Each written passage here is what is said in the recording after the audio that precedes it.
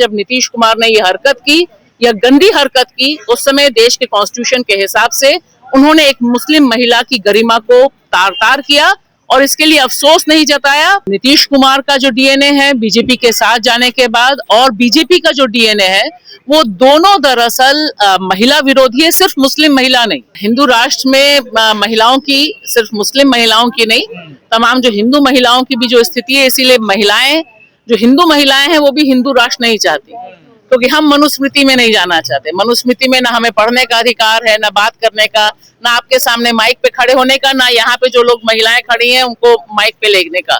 तो धर्म का राज मुझे नहीं लगता कि इस मुल्क में कोई भी महिला किसी भी धर्म की हो वो चाहती। उन्हें सारी बराबरी तभी दिखाई देती है जब कोई मुस्लिम महिला का केस आता है। ये तमाम लोग आसाराम बापू का गिरेबान नहीं पकड़ती, राम रहीम का गिरेबान नहीं पकड़ती। जब हिंदू महिला पर अत्याचार होता है तब इनमें से एक भी एंकर, किसी की हिम्मत नहीं है, मैं ओपन चैलेंज करती हूँ, बागेश्वर धाम जब नफरत की बात करता है तब एक शो करके दिखा दे मुझे कि नहीं मैं इनके खिलाफ हूँ, आसाराम को जेल में होना चाहिए। जो उन्होंने किया वह एक शर्मनाक काम है, उसके खिलाफ एफआईआर होनी चाहिए। और देखिए नीतीश कुमार ने जो किया वो पूरी तरह से बेशर्म और बेहियाई वाला और ऐसा शर्मनाक है जिसके लिए उन्हें तुरंत माफी मांगनी चाहिए थी। लेकिन उससे भी बड़ा अपराध जिस तरह से संजय निषाद और उसके बाद मोदी जी के मंत्री गिरिराज सिंह ने, जो मंत्री हैं और संसद परिसर के बाहर वो इस बात को कहते हैं कि बिल्कुल ठीक है और नुसरत जहन्नुम में जाएं, कुछ भी हो जाए। तो एक भारत में एक महिला के लिए और मुस्लिम महिला के लिए ये अल्फाज इस्तेमाल करना मुझे लगता है बेहद शर्मनाक है। और इससे जो डीएनए है, बेसिकली नीतीश जी का जो डीएनए गिरगिट की तरह बदलते हैं रंग, सतीश आचार्य ने बहुत अच्छा कार्टून बनाया है जिसमें नुसरत कह रही है कि आपका नकाब हट गया है। तो मुझे लगता है कि नीतीश कुमार का जो डीएनए है बीजेपी के साथ जाने के बाद और बीजेपी का जो डीएनए है वो दोनों दरअसल महिला विरोधी है, सिर्फ मुस्लिम महिला नहीं। क्योंकि अगर इस तरह के अल्फाज इस्तेमाल किए जाते हैं, इस तरह की हरकत किसी भारत की महिला के खिलाफ की जाती है, तो मुझे लगता है ये मेरी भी इंसल्ट है, ये सिर्फ नुसरत की इंसल्ट नहीं है। कह रहे हैं कि पिता पुत्री के रूप में देखना चाहिए इस घटना को, अभिभावक जी, अभिभावक के तौर पर देखना चाहिए। बिल्कुल उनका मुझे ये सोच के हैरानी होती है, क्योंकि हम जानते हैं कि जो एनसीआरबी के डाटा हैं वो बताते हैं कि फैमिली के अंदर कितने टॉर्चर्स होते हैं, और अभिभावक के तौर पर देखने वाली हरकत होती तो गिरिराज जी ये ना कहते कि जहन्नुम में जाएं, वो कहते हैं कि बाप को बेटी से माफी मांगनी चाहिए। बाप अगर गलत काम करता है किसी भी धर्म में, कहीं पर भी नहीं लिखा है कि आप किसी महिला का, किसी बेटी का अपमान करें। अगर वो बेटी मान रहे थे तो माफी मांग लेते।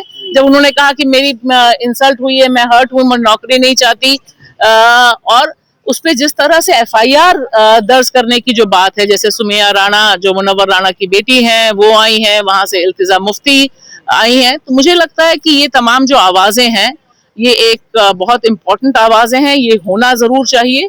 और दूसरा दुख इस बात का है कि जिस समय गिरिराज सिंह संसद परिसर में बात कह रहे थे कि नुसरत जहन्नुम में जाएं और जो नीतीश ने किया वो बिल्कुल ठीक है, ठीक उसी समय हमारे देश के परम पूजनीय सदा विस्मरणीय प्रधानमंत्री नरेंद्र मोदी जी ओमान में थे, एक मुस्लिम देश में थे। तो जब मुस्लिम देश जा रहे थे तब उनको और उनके जो मंत्री हैं उन्हें दिक्कत नहीं थी कि एक मुस्लिम देश में जाकर आप वहां से गिफ्ट ले रहे हैं, वहां के जो तमगे मिल रहे हैं, तब आपको वहां पे धर्म नहीं नजर आता और वहां की महिलाएं, वहां के लोग आपको प्रॉब्लम नहीं करते। तो ये जो एक हिपोक्रेसी है कि आप सऊदी जाएंगे, वहां पर आराम से रहेंगे। इंटरनेशनली भी मुझे लगता है कि जो मुसलमानों के खिलाफ जिस तरह से बीजेपी आरएसएस कैंपेन कर रही है, लिंचिंग हो रही है, वहां पर भी आवाज उठनी चाहिए, उन्हें भी सोचना चाहिए, उन्हें भी मोदी जी से सवाल जवाब पूछना चाहिए। जब क्योंकि मोदी जी विश्व टूर पे रहते हैं, मंत्री हैं संजय सिंह जी, संजय निषाद हैं जी जी, तो मैंने वही इसीलिए मैंने जिक्र किया, पहला नाम मैंने नीतीश जी का लिया, दूसरा संजय निषाद का और तीसरा गिरिराज जी का। और पिछले कुछ दिनों से देख रहे हैं महिलाओं को आसान टारगेट बना लिया, जब से हिंदू राष्ट्र की बात हो रही है, कोई ना कोई आता चलाता और महिलाओं को टारगेट करता किसी न किसी चीज को लेकर। जी, तो वो हिंदू राष्ट्र में महिलाओं की, सिर्फ मुस्लिम महिलाओं की नहीं, तमाम जो हिंदू महिलाओं की भी जो स्थिति है, इसीलिए महिलाएं, जो हिंदू महिलाएं हैं वो भी हिंदू राष्ट्र नहीं चाहती। क्योंकि हम मनुस्मृति में नहीं जाना चाहते। मनुस्मृति में ना हमें पढ़ने का अधिकार है, ना बात करने का, ना आपके सामने माइक पे खड़े होने का, ना यहाँ पे जो लोग महिलाएं खड़ी हैं उनको माइक पे लेने का।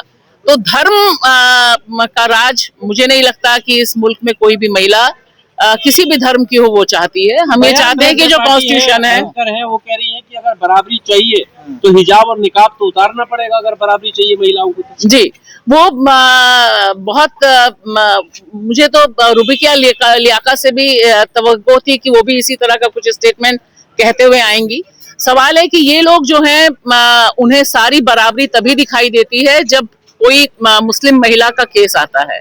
ये तमाम लोग आसाराम बापू का गिरेबान नहीं पकड़ती, राम रहीम का गिरेबान नहीं पकड़ती। जब हिंदू महिला पर अत्याचार होता है तब इनमें से एक भी एंकर, किसी की हिम्मत नहीं है, मैं ओपन चैलेंज करती हूँ, बागेश्वर धाम जब नफरत की बात करता है तब एक शो करके दिखा दे मुझे कि नहीं मैं इनके खिलाफ हूँ, आसाराम को जेल में होना चाहिए, पैरोल पे नहीं बाहर आना चाहिए। तो हिंदू मुसलमान करना अलग बात है। और देश के कॉन्स्टिट्यूशन में अभी तक जो आईन है भारत का, उसमें सबको अपने अपने कस्टम्स फॉलो करने की इजाजत है। कोई हिजाब पहनना चाहता है, कोई नहीं पहनना चाहता, कोई घूंघट करना चाहता है, कोई करवा चौथ करना चाहता है, नहीं करना चाहता, ये उस महिला की अपनी आजादी पर है। तो चित्रा त्रिपाठी को देश का कॉन्स्टिट्यूशन जरूर पढ़ लेना चाहिए। वो अभी कॉन्स्टिट्यूशन से ऊपर नहीं हुई है। मोदी जी कोशिश बहुत कर रहे हैं कॉन्स्टिट्यूशन को चेंज करने की, लेकिन फिलहाल 2025 में जब नीतीश कुमार ने ये हरकत की, या गंदी हरकत की, उस समय देश के कॉन्स्टिट्यूशन के हिसाब से उन्होंने एक मुस्लिम महिला की गरिमा को तार-तार किया और इसके लिए अफसोस नहीं जताया, बल्कि इसके पक्ष में दूसरा एक और बेशर्म और अश्लील हरकत करता हुआ वो जो पत्रकार है, जो सवाल पूछ रहा है संजय निषाद से, जिस तरह से वो हंस रहा है और जिस तरह से वो बता रहा है कि कहीं और नहीं छुआ और दोनों हंस रहे हैं, वो मुझे लगता है मॉडेस्टी का, भारत की महिलाओं की मॉडेस्टी का अपमान है। और अगर आने वाले दिनों में इस तरह की घटनाएं हमें देखने को मिलती हैं तो इन 3 लोगों को जिम्मेदार समझा जाना चाहिए। शुक्रिया। तो क्या नीतीश जी को इस्तीफा दे देना चाहिए, क्योंकि अब हेल्थ इशू भी बताया जा रहा है? देखिए, हेल्थ इशू है नहीं है ये मुझे इस पे मैं नहीं जाना चाहूंगी। जो उन्होंने किया वह एक शर्मनाक काम है, उसके खिलाफ FIR होनी चाहिए और उन्हें जवाब जरूर देना चाहिए और सजा मिलनी चाहिए तीनों ही लोगों को। ये बिल्कुल गलत है। अगर आप किसी कोई जना अपने धर्म के आधार पर अगर हिजाब पहन रहा है तो उसको ऐसे आप नहीं खींच सकते, बहुत ही गलत है। मतलब बहुत ही इमेच्योर हरकत है उनकी। लेकिन सर संजय निषाद मंत्री हैं यूपी से, उन्होंने भी कहा कि कहीं और छू देता तो अगर हिजाब पे इतना दबाव हो रहा है तो इस तरह की बात। ये तो यही बात हो गई कि भाई सिर्फ रेप ही तो किया है, मर्डर तो नहीं किया, ये क्या बात हुई?